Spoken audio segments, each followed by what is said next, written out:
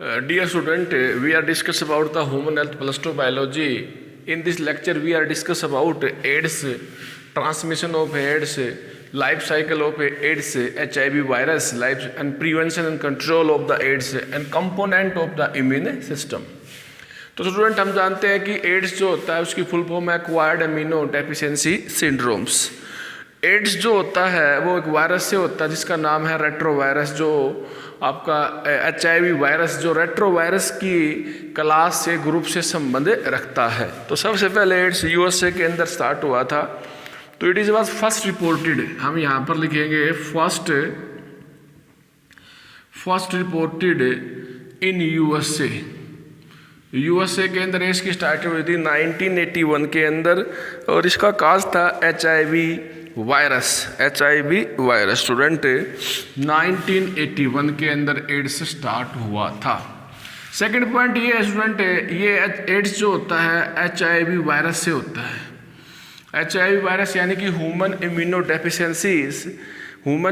Deficiency virus. Student बहुत important है, human amino deficiency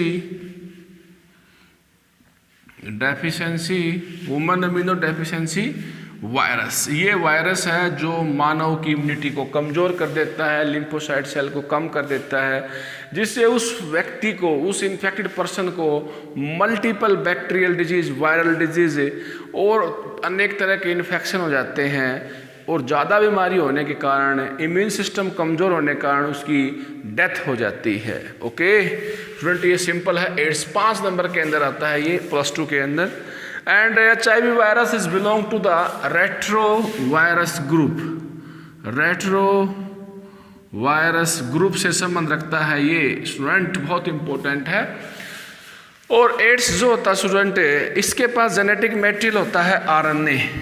genetic जो मटेरियल है इसके पास RNA पाया जाता है, और RNA के ऊपर कवरिंग होती है, इन्वोलोप बना होता है, एक कवरिंग होती है, एक उसके ऊपर कवरेज पाया जाता है।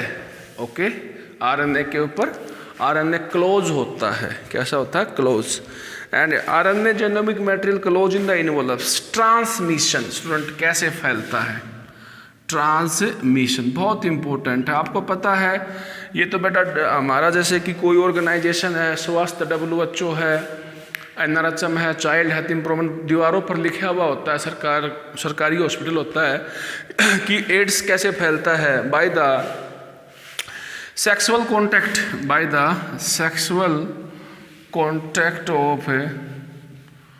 Contact of multiple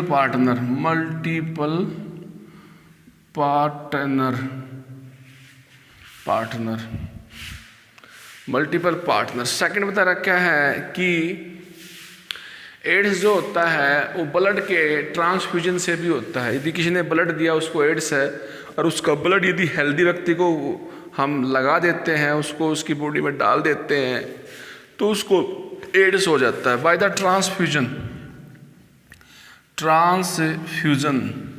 of blood. बहुत इंपॉर्टेंट है स्टूडेंट, ब्लड का हम ट्रांसफ्यूजन करते हैं।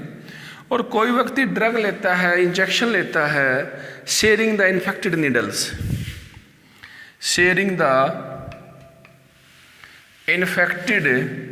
नीडल्स। भाई कोई भी नीडल है वो खराब है, अब उसको हमने फिर उस नीडल को यूज करके किसी हेल्दी पर्सन को इंजेक्ट कर दिया तो उससे भी एड्स हो जाएगा। स्टूडेंट बच्चे से प्लेसेंटा के माध्यम से हो जाता है, मदर से जो है बच्चे को, चाइल्ड को प्लेसेंटा के माध्यम से हो जाता है एड्स। ऐसे ट्रांसमिशन होता है एड्स का। स्टूडेंट एड्स का रिस्क किस व्यक्ति को ज़्यादा है? एक ऐसा व्यक्ति जो मल्टीपल हाई रिस्क किसको है? किस इंडिविजुअल्स को, किस व्यक्ति को हाई रिस्क है? जो ड्रग्स लेते हैं व्यक्ति, तो बार बार निडल का यूज करते हैं, तो वो हाई रिस्क पर्सनैलिटी हैं, उनको एड्स की संभावना ज़्यादा है। आगे बता रखा स्टूडेंट, मल्टीपल कॉन्टैक्ट करते हैं, सेक्सुअल कॉन्टैक्ट करते हैं, उनको एड्स की ज़्यादा पॉसिबिलिटी है होने की। स्टूडेंट इसके बाद में यहाँ पर बता रखा है ड्रग एडिक्ट पर्सन को और कोई व्यक्ति ब्लड ज़्यादा चढ़वाता है बार बार, तो उसको भी AIDS. A diagnosis of AIDS is done by the ELISA. Diagnosis of AIDS, AIDS की जांच जो करते हैं वो हम करते हैं अलीशा टेस्ट से। स्टूडेंट बहुत इंपॉर्टेंट है ये, enzyme linked immunosorbent assay, enzyme linked immunosorbent assay, ये एड्स का फुल फॉर्म है। ओके, एड्स की जांच कौन से टेस्ट से की जाती है? अलीशा से। ओके, इसके बाद में student life cycle of HIV virus आता है। लाइफ साइकिल ऑफ HIV, देखिए आपकी बॉडी के अंदर मैक्रोफेज पाया जाता है, WBC के सेल पाए जाते हैं। ठीक है, WBC के सेल इम्यून सिस्टम को बना के रखते हैं, मैक्रोफेज। तो यहाँ पर बात क्या है स्टूडेंट, इसके अंदर जैसे ही आपकी बॉडी के अंदर HIV वायरस जाता है तो वो वायरस जो है आपकी बॉडी के अंदर मैक्रोफेज के सेल के ऊपर अटैक करता है, जो आपके इम्यून सिस्टम को बना के रखते हैं। और यहाँ पर अब उसका जो है वायरस जो है, ठीक है, यहाँ पर इस पर अटैक करता है जो इम्यून सिस्टम के लिए रिस्पॉन्सिबल है।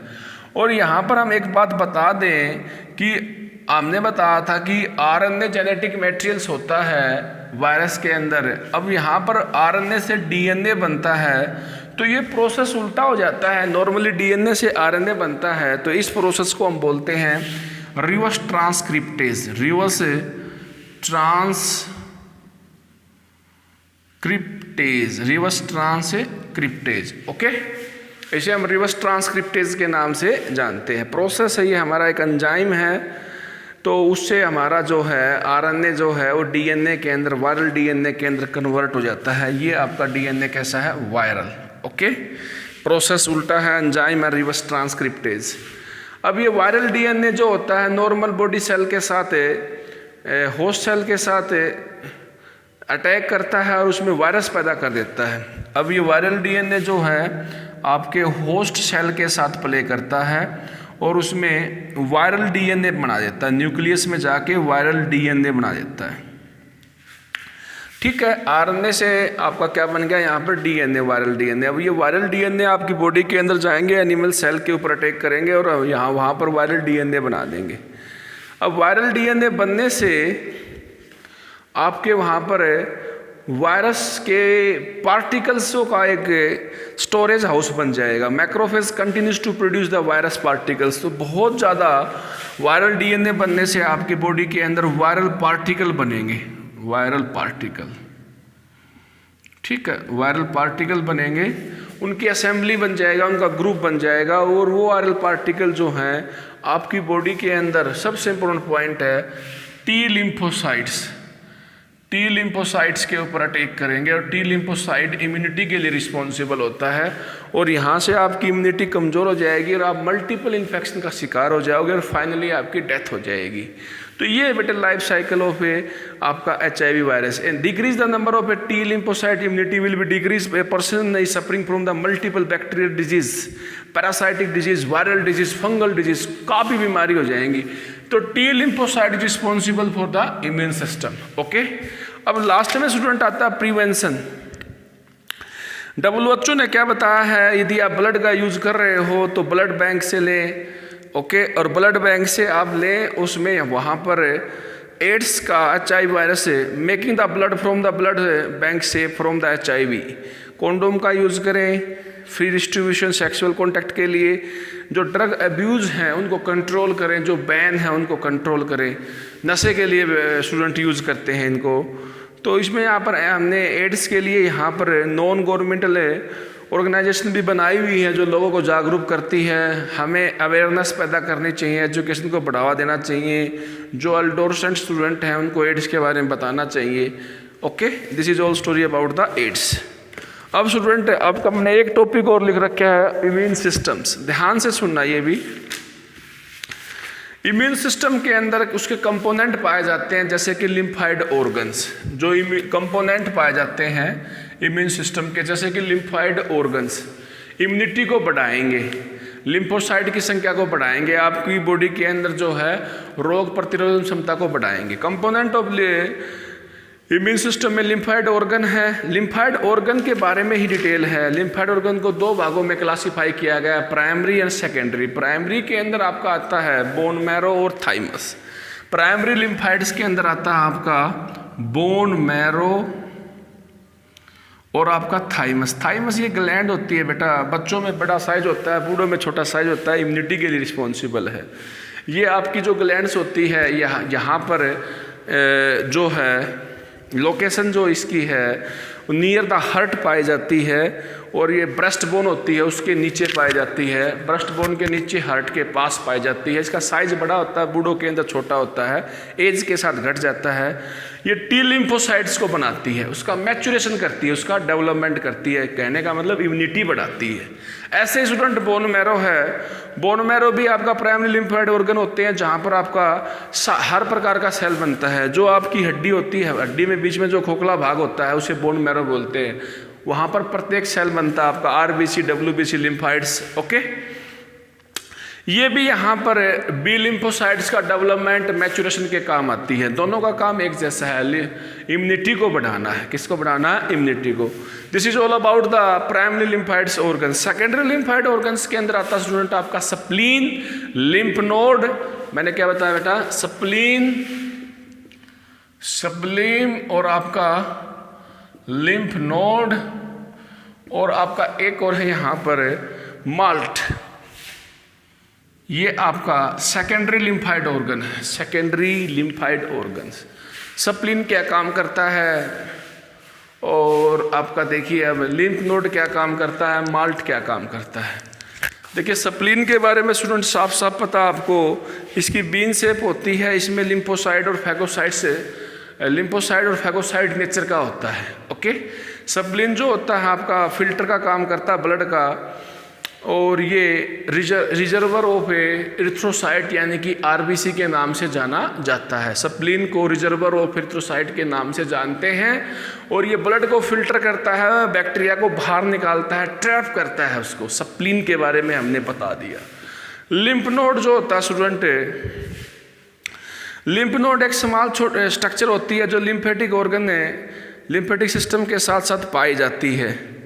ठीक है, ये भी एंटीजन को ट्रैप कर लेती है और लिम्फोसाइट्स को एक्टिवेट करती है, और हमारी बॉडी के अंदर इम्यून सिस्टम को बढ़ाती है, इम्यून सिस्टम को बढ़ाती है। ऐसे ही MALT mucosal associated lymphoid tissue, mucosal associated lymphoid tissue, ये आपका माल्ट है। और 50% lymphoid tissue in the human blood जो होते हैं वो माल्ट से बने होते हैं। किससे बने होते हैं? माल्ट से।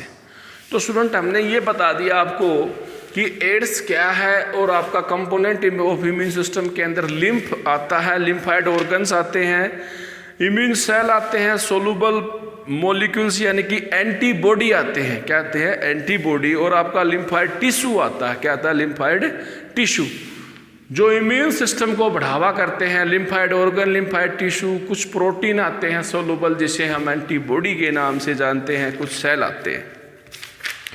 नेक्स्ट लेक्चर के अंदर स्टूडेंट हम कैंसर के बारे में स्टडी करेंगे। Okay, thank you very much.